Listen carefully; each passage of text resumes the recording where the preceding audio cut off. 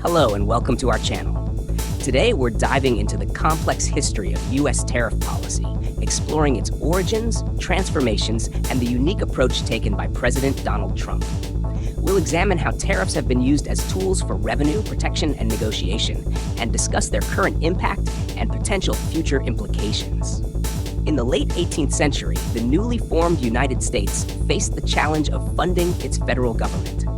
The Tariff Act of 1789 was among the first pieces of legislation passed by Congress, imposing taxes on imports to generate revenue.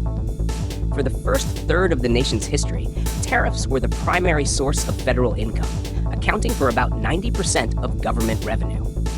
This reliance began to wane after the Civil War as the government introduced other forms of taxation, such as excise taxes and, eventually, the income tax in 1913. Following the Civil War, the focus of tariff policy shifted towards protecting burgeoning American industries from foreign competition. The Tariff Act of 1930, commonly known as the Smoot-Hawley Tariff, epitomized this approach by imposing protective tariffs on numerous imported goods.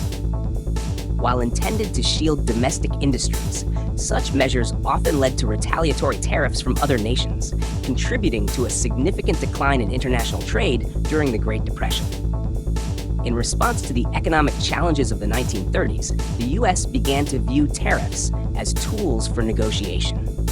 The Reciprocal Trade Agreements Act of 1934 empowered the president to negotiate bilateral tariff reductions, marking a shift towards trade liberalization.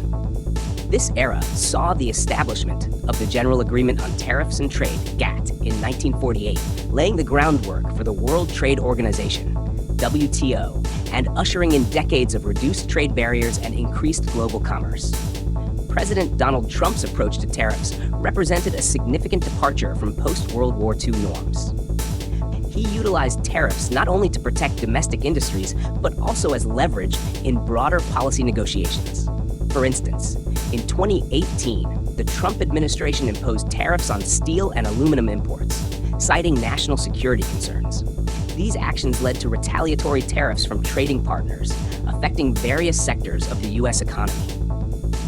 The reintroduction of broad tariffs has sparked debate among economists and policymakers. While some argue that protecting domestic industries is essential for national security and economic stability, others contend that such measures disrupt global supply chains, increase costs for consumers and businesses, and may lead to trade wars.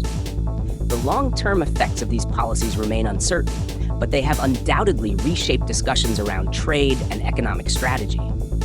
The history of U.S. tariff policy reflects a dynamic interplay between revenue needs, economic protectionism, and strategic negotiation.